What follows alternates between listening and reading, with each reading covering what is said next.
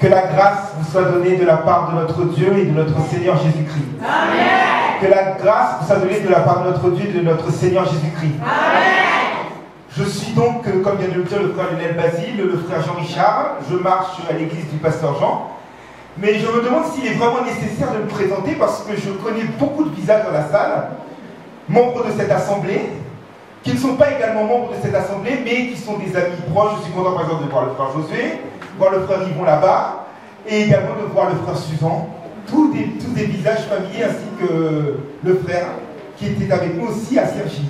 Je suis venu avec ma maman, qui s'est présentée tout à l'heure, parmi les visiteurs, et je suis heureux parce que j'ai été béni par les chants qui ont été adressés, et la manière dont notre frère a parfaitement officié, ainsi que les choristes, qui ont pu permettre à la présence de Dieu de se manifester, et c'est pour moi un honneur.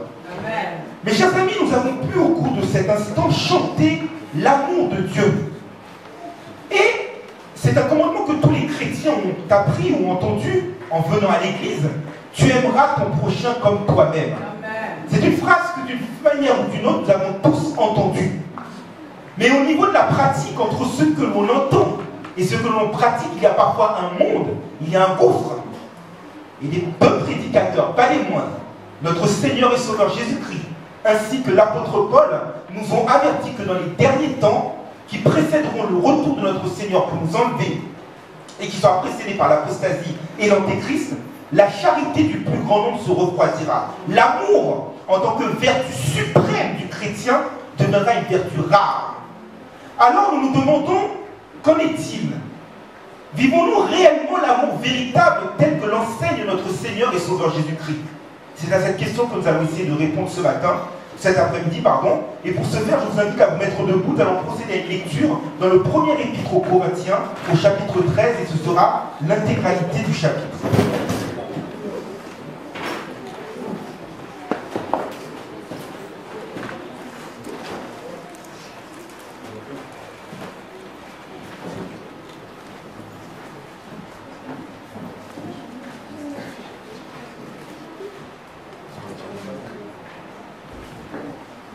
Je vais même commencer, si vous le permettez, à partir du chapitre 12 au verset 31. Y êtes-vous, mes frères et sœurs? Y êtes-vous, mes frères et sœurs? Amen. Amen. Aspirez aux dons les meilleurs. Et je vais encore vous montrer une voie par excellence. Quand je parlerai les langues des hommes et des anges, si je n'ai pas l'amour, je suis un airain qui résonne ou une cymbale qui retentit. Et quand j'aurai le don de prophétie, la science de tous les mystères et toute la connaissance, quand j'aurai même toute la foi jusqu'à transporter les montagnes, si je n'ai pas l'amour, je ne suis rien. Et quand je distribuerai tous mes biens pour la nourriture des pauvres, quand je livrerai même mon corps pour être brûlé, si je n'ai pas l'amour, cela ne me sert à rien. L'amour est patient, il est plein de bonté. L'amour n'est point envieux. L'amour ne se vante point, il ne s'enfle point d'orgueil. Il ne fait rien de malhonnête, il ne cherche point son intérêt, il ne s'irrite point, il ne soupçonne point le mal, il ne se réjouit point de l'injustice, mais il se réjouit de la vérité. Il excuse tout, il croit tout, il espère tout, il supporte tout. L'amour ne périt jamais. Les prophéties seront abolies, les langues cesseront, la connaissance sera abolie, car nous connaissons en partie et nous prophétisons en partie. Mais quand ce qui est parfait sera venu, ce qui était partiel sera aboli. Lorsque j'étais un enfant, je parlais comme un enfant, je pensais comme un enfant, je raisonnais comme un enfant. Lorsque je suis devenu homme, j'ai fait disparaître ce qui était de l'enfant. Aujourd'hui, nous voyons au moyen d'un miroir, d'une manière obscure, mais alors nous verrons face à face. Aujourd'hui, je connais en partie, mais alors je connaîtrai, comme j'ai été connu. Maintenant donc, ces trois choses demeurent, la foi, l'espérance, l'amour, mais la plus grande de ces choses, c'est l'amour. Amen. Que le Seigneur vienne bénir cette portion d'écriture pour l'édification commune de nos âmes. Ainsi, mes frères, pour vérifier si nous sommes véritablement dans le vrai amour, nous allons procéder en trois temps. Tout d'abord, nous allons étudier le contexte dans lequel ces saintes écritures nous ont été adressées. Ensuite, nous allons voir comment se matérialise le véritable amour. Et enfin, nous allons voir la suprématie de ce don spirituel qu'est l'amour. Tout d'abord, je voudrais vous présenter le contexte du premier épître aux Corinthiens. En fait, quand Paul s'était rendu à Corinthe lors de son second voyage missionnaire à Corinthe, et alors qu'il était en mission à Corinthe, il a fondé l'église de Corinthe, comme le relate Acte 18, versets 1er à 6. Et il se trouve que la ville de Corinthe était une ville un peu semblable à la ville de Paris, prospère, arrogante en même temps, et vivant dans un état de débauche et de sensualité insupportable à tout chrétien régénéré. Et donc, alors que Paul était à Éphèse, il a eu vent de ce qui se passait à Corinthe, et de péchés particulièrement graves pour l'homme spirituel qui était Paul, habité par Jésus-Christ, mais qui, au sein de l'église de Corinthe, était prise à la légère. Il y avait des péchés graves tels que la division, les clans, les factions, les sectes, les bandes, des cas d'inceste, le cas de procès entre chrétiens, des membres du corps de Christ qui se livraient à la débauche, notamment en allant fréquenter les prostituées, le problème des viandes sacrifiées aux idoles, le cas de la Sainte Seine qui était prise à la légère et en dérision, où les hommes et les femmes de l'église de Corinthe, au moment de se présenter pour prendre le saint repas, s'enivraient et étaient vraiment d'une manière déplorable. Et le comble du summum, c'est que cette ville de Corinthe, cette église de Corinthe était une église qui était riche en matière de dons spirituels. Tous les dons étaient présents, et notamment les dons les plus spectaculaires vers lesquels les serviteurs de l'église de Corinthe allaient. Parce que pour eux, l'objectif était non pas de servir le véritable Dieu vivant, mais de se faire remarquer le plus possible pour s'accaparer la gloire qui revient à notre Dieu seul. Et parmi les dons auxquels les Corinthiens aspiraient le plus, étaient les dons spectaculaires qui étaient le don de connaissance, le don de parler en langue, ou encore le don de prophétie. Et face à ce constat, Paul a pu remarquer que la principale raison des dysfonctionnements dans l'église de Corinthe était le fait qu'il n'y avait pas de véritable amour. La division existait parce qu'il n'y avait pas d'amour. Les procès entre chrétiens existaient parce qu'il n'y avait pas d'amour. La Sainte Seine était prise à la dérision parce qu'il n'y avait non seulement pas d'amour envers les prochains, les membres de l'église, mais également envers le corps de Christ. Et dans le chapitre 12, Paul va prendre la métaphore du corps humain pour démontrer que chaque don est important et que chaque don est interdépendant de l'autre. C'est-à-dire que lorsqu'un membre souffre, c'est tous les autres membres qui souffrent avec lui. Et pour montrer comment ces dons qui ont été donnés par le Saint-Esprit, en tant que stimulant, en tant que dispensateur de dons, pouvaient être appliqués, Paul place en premier lieu, en première brique, en vertu suprême, en tant que catalyseur, que moteur, l'amour. C'est parce que les Corinthiens vont pouvoir être dans l'amour agapé, dans l'amour fraternel, que les dons que le Saint-Esprit leur donne sera beaucoup plus efficace pour l'édification commune. Parce que comme le dit l'apôtre Pierre en 1 Pierre 4, verset 10, les dons spirituels ont deux utilités. D'une part, ils servent pour la gloire de Dieu et seulement pour la gloire de Dieu. Parce que c'est à lui seul qu'appartient le règne, la puissance et la gloire. Et d'autre part, le don sert pour l'édification commune. Je suis en mesure actuellement de prêcher parce que j'ai été accompagné par une louange, par des chantres inspirés de l'esprit, par des musiciens qui ont pu apporter la présence. Et étant inspiré, je peux maintenant me présenter devant vous pour parler au nom de Dieu. L'interdépendance pour l'édification commune. Et les Corinthiens ne l'avaient pas compris. Parce qu'en fait, comme mes frères, avoir un don spirituel sans l'amour, c'est comme avoir une voiture sans moteur. Une voiture qui n'a pas de moteur ne sert à rien. Strictement à rien. En fait, si on regarde bien, si on aligne les dons, le don de l'éloquence, le don de la connaissance, le don de la prophétie, le fait de se livrer son corps après être brûlé, de donner tous ses biens, d'avoir la foi qui transporte les montagnes. Imaginons, on va dire que tous ces dons-là sans l'amour valent 0. Alignons ces zéros-là côte à côte. Ça nous donne bien 6 zéros. Mettons maintenant l'amour en tête et mettons le chiffre 1 à l'amour.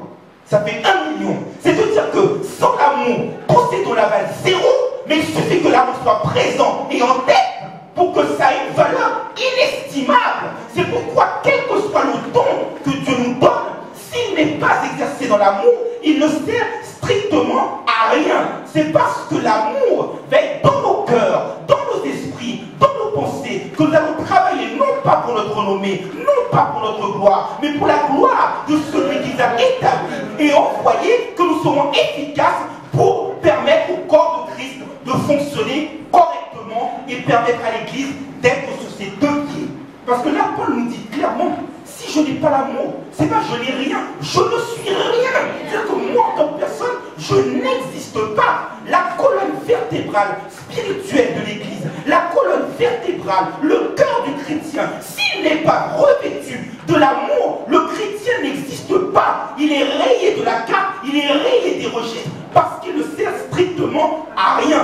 Et c'est pourquoi, mes frères, il est important de voir comment l'amour véritable se manifeste compte tenu de son caractère central, de son caractère incontournable. Il est important de voir comment il fonctionne, et c'est ce que nous allons voir dans la 2e partie. Tout d'abord, mes frères, pour comprendre où nous en sommes aujourd'hui, nous sommes obligés d'avoir les yeux dans le rétroviseur, pour regarder ce qui s'était passé avant.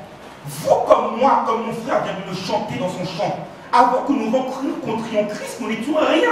Nous n'étions que chair. Et notre chair poussait l'homme naturel que nous sommes. Eh bien, que faisons-nous? Mais l'apôtre Paul le dit très clairement en Galates 5, verset 19. C'était les envies, c'était les jalousies, c'était les querelles, c'était les sectes, c'était les divisions. Absolument pas d'amour. Mais lorsque Christ est entré dans notre vie, lorsque nous l'avons reçu, parce que lorsque tu reçois, comme je le disais la semaine dernière en présence du frère Yvon, une information ou une nouvelle particulière, tu es informé. Par exemple, j'apprends qu'il se passe telle chose dans la finale de Roland Garros. C'est une information. Mais lorsque je reçois Jésus-Christ, je suis non pas informé, mais transformé. Parce que si quelqu'un est en Christ, il est une nouvelle créature. Les choses anciennes sont passées. Voici d'autres choses sont devenues nouvelles. Donc moi, qui étais chair, secte, envie, division, querelle, jalousie, je deviens esprit.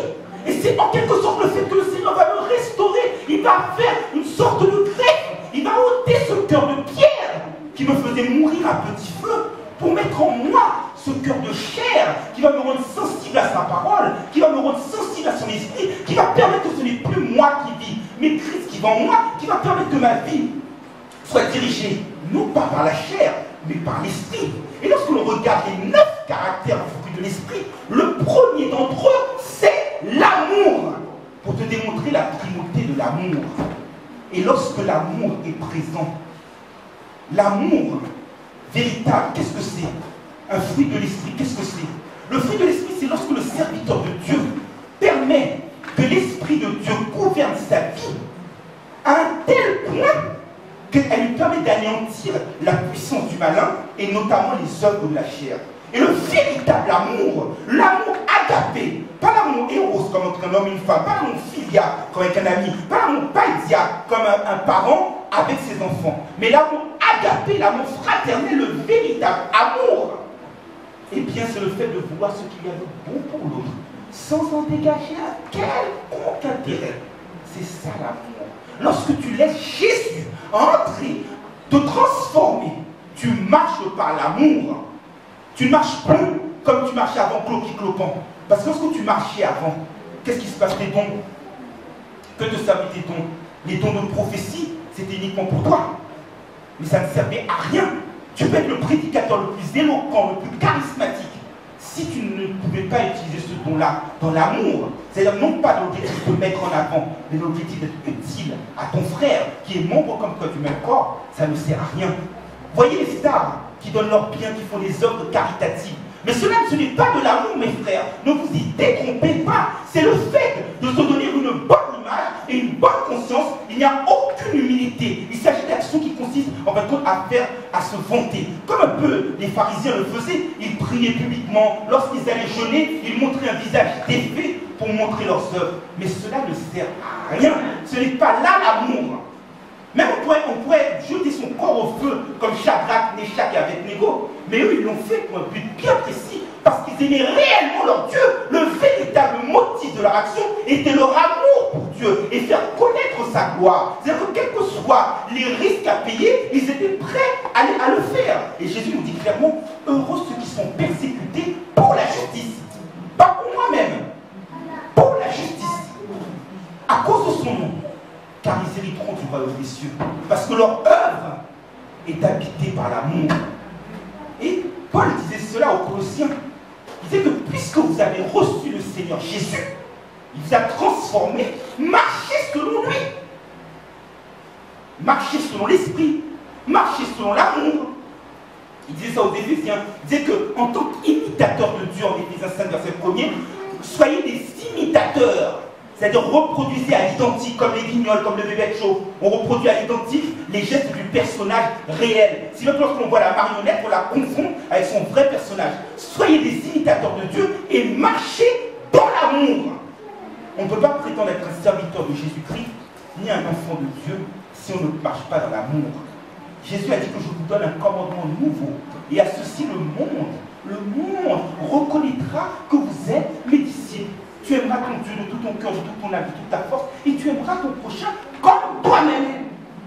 C'est ça le véritable amour. L'amour, pour le pasteur John MacArthur disait ça, n'est pas abstraction, c'est action. L'amour a une valeur concrète. L'amour n'est pas théorique, l'amour est pratique, l'amour n'est pas virtuel, il est réel. Et quels sont ses traits de caractère? Allons-y. La patience. L'amour est patient. C'est-à-dire que ça vient du grec macrothumia. C'est le fait de supporter calmement des circonstances qui sont pénibles, qui sont irritantes. Et Dieu sait que notre Dieu est patient envers nous. Oh mon Dieu! Combien de fois, vous comme moi, par nos actions, par nos paroles, par nos pensées, ne sommes-nous pas insupportables aux yeux de Dieu? Et pourtant Dieu use de patience envers tous. Comme dit l'apôtre Pierre en 2 Pierre 3, verset 9. Nous voulons qu'aucun homme, même son ennemi, pour te démontrer la dimension de son amour, ne périsse, mais que tous soient sauvés et parviennent à la repentance. Quelle patience, mon Dieu! Si Dieu n'avait pas de patience pour nous, aucun d'entre nous ne pourrait subsister. C'est parce que Dieu est patient. Dieu dit même le méchant, il disait ça à Ézéchiel, je ne veux pas qu'il meure. Il veut que le méchant vive. Quelle patience! Quelle patience! Il a tellement été patient qu'il a envoyé Jésus-Christ pour que nous ayons la garantie, le gage, la compte pour payer notre rançon et que nous soyons plus otages. Quelle patience, hein? Quelle patience! La seconde vertu de l'amour, c'est la bonté. Qu'est-ce que la bonté? La bonté, c'est le fait de vouloir ce qu'il y a de bon pour son prochain et de veiller à ne pas lui causer de douleur. Et je pense que vous, comme moi, on dit que notre Seigneur est lent à la colère, sa patience, mais riche en bonté. Il veut ce qu'il y a de bon pour nous. Si vous m'obéissez, vous goûterez aux meilleures productions du pays. Je vous conduirai dans de verts pâturages, dans le pays où coule le lait et le miel. Ce qu'il y a de bon pour nous, c'est la bonté. Et nous-mêmes, puisque l'amour de Jésus-Christ est rentré au-dedans de nous, nous devons être bons. Et je pense que s'il est un exemple que vous, comme moi, en tant que chrétiens, nous devrions suivre, non seulement envers nos frères du corps de Christ, mais également envers le prochain du dehors, c'est celui de l'apôtre Jean, qui s'adressant à Gaius, dans le 3e épître de Jean au verset 2, disait, bien-aimé, je souhaite que tu sois en bonne santé, que tu prospères à tous égards, comme prospère l'état de ton âme. C'est-à-dire que l'apôtre Jean veut le bonheur de Gaius, non seulement du point de vue de sa santé physique, non seulement du point de vue de sa vie matérielle et professionnelle, mais également spirituelle. Apprenons à être bons. Combien de fois ne sommes-nous pas méchants, mes frères? Combien de fois n'attendons-nous pas que l'autre tombe? Et par méchanceté, nous voulons dire, eh ben, je l'avais vu. Mais pourquoi es-tu aussi méchant? Tu l'avais vu, mais avertis-le. Tu veux ce qu'il y a. Si tu as la bonté en toi, tu vois qu'il va tomber. Arrête de dire je l'avais vu ou d'attendre qu'il tombe et dire ah, je rigole. Non, tu le vois, avertis-le. Si le véritable amour est en toi,